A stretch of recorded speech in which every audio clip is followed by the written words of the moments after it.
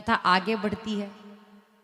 जरासंध के वध के बाद पांडव अब एक मायावी महल बनाते हैं। मायावी महल कैसे? जो जल था वो थल दिखता था और जो थल था वो जल दिखता था। जहां लगता था ये खिड़की है वहां खिड़की नहीं थी, और जहां खिड़की थी वहां पता नहीं चलता था यह खिड़की है। दरवाजे दीवार लगते थे और दीवार हकीकत में दरवाजे। अब यहां पर प्रस्ताव दिया गया कौरवों को कि आओ और महल को घूमो, उन्हें देखने के लिए बुलाया गया।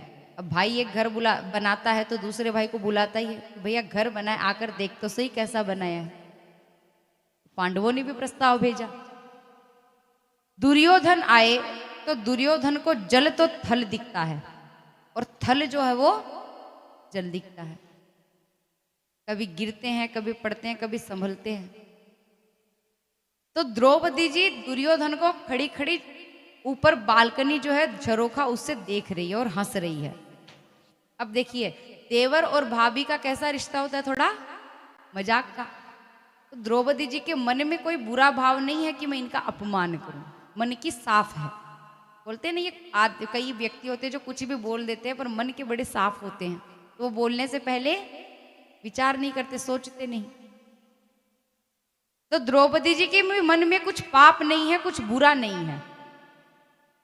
परंतु दुर्योधन जब नीचे देखता है तो उन्हें लगता है ये पृथ्वी है, आंगन है, परंतु वो हकीकत में होता है जल। तो भैया पैर फिसला और पानी में गिर गए। जब गिरे तो द्रौपदी जी को हंसी आई।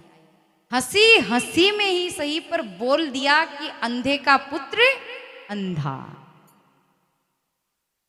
अब ये बात दुर्योधन के दिल को लगी, अपमान सहन हुआ, अपमान लगा उन्हें। तो अपने मामा श्री के पास गए। मामा जी का नाम क्या था? इन्हें कौन कौन नहीं जानता? सब जानते हैं। मामा दो बड़े प्रसिद्ध हैं, एक कंस और शकुनी। तो जाओ और पांडवों के आगे प्रस्ताव रखो कि आए और जुआ खेले। बोले ठीक है। जुए का प्रस्ताव गया। अब धर्म पर चलते ही थे। बोले प्रस्ताव को ठुकराना सही नहीं, क्षत्रिय है। बोले ठीक है। तो अर्जुन बोलते हैं युधिष्ठिर को कि भ्राताश्री सही रहेगा। तो युधिष्ठिर बोलते हैं कि देखो ये तो घर घर की बात है, वो भी तो अपने भाई हैं, अरे खेल ही तो है, खेल लेंगे। इनके भी मन में कोई पाप नहीं है, इनको भी नहीं पता आगे क्या होने वाला है। अब भैया जुए के खेल का समय आया, दिन आया, बैठे हैं सब पांचों पांडव सामने। कर्ण, दुर्योधन, सब कौरव राजसभा में नीचे कुर्सी पर, सब ऋषि मुनि बैठे हैं, भीष्म पितामह है। अब खेल शुरू हुआ।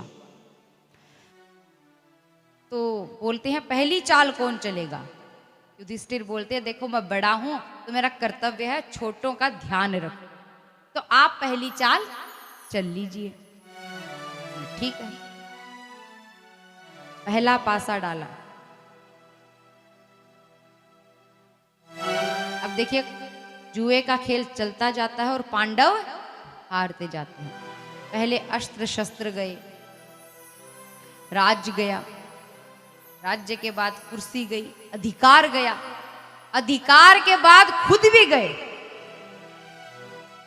शर्त रखी अब पासा डालेंगे तो आप पांचों हमारे दास होगे। ठीक है। पासा डाले, दास बन गए। अब कुछ भी नहीं बचा, सब कुछ गया। तो बोले कि अगली चाल है। भैया क्या बचा है बताओ? बोले कि बची है तुम्हारी पत्नी द्रौपदी। बोले लगाते हो दांव पर। पांचों पांडव एक बार तो भावुक हो गए, पसीने छूट गए। बोले कि हम उसे कैसे लगा सकते हैं, उसकी इच्छा के बिना दांव पर नहीं लगा सकते। उसकी भी कुछ इच्छाएं हैं, मान है, सम्मान है। परंतु फिर सोचे चलो ठीक है, तो द्रौपदी जी को भी दाव पर लगा दिया। अब भी हार गए। हारे तो आज्ञा दी दुर्योधन ने कि जाओ और जाकर उसे बोलो कि सभा में आए। एक दास को भेजा पहले तो, द्रौपदी जी मना कर देती है, कहती है देखो मैं रजस्वला अवस्था में हूं, मैं नहीं आ सकती, मैं तो बड़ों का आशीर्वाद लेने तक बाहर नहीं गई कक्ष के, मैं नहीं आऊंगी। और किसने अधिकार दिया मुझे दांव पर लगाने का?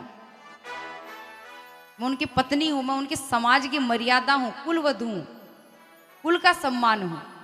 मेरी इच्छा के बिना उन्होंने मुझे दांव पर लगा दिया। दास को कहती है हाथ जोड़कर कि आप मेरे पिता जैसे हैं, जाइए लौटिए और मेरी लाज बचाने का प्रयास कीजिए। बोल दीजिए कि यदि सभा में बैठे जितने बुजुर्ग हैं सब बोल देंगे कि हाँ आओ, तब मैं आ जाऊंगी। जाकर भीष्म पितामह से पूछिए क्या वो बुलाना चाहते हैं सभा में। दास वापस आया, दुर्योधन को बोलते हैं कि महारानी ने ऐसा कहा है। तो दास को कसकर थप्पड़ मारा, तो तुझे जो आज्ञा दी थी वो तो तू करके लाया नहीं काम, खुद की चलाए जा रहा है। दुशासन जा तू खड़ा हो, जाकर लेकर आ। खड़ा हुआ, द्रौपदी जी खूब विनती करती है, नीचे पसर जाती है, पैरों में पर बाल पकड़कर खींचते हुए ला रहे हैं। लाया लाया और भरी सभा में लाकर जोर से द्रौपदी को पटक दिया। अब यहां पर दुर्योधन कहता है कि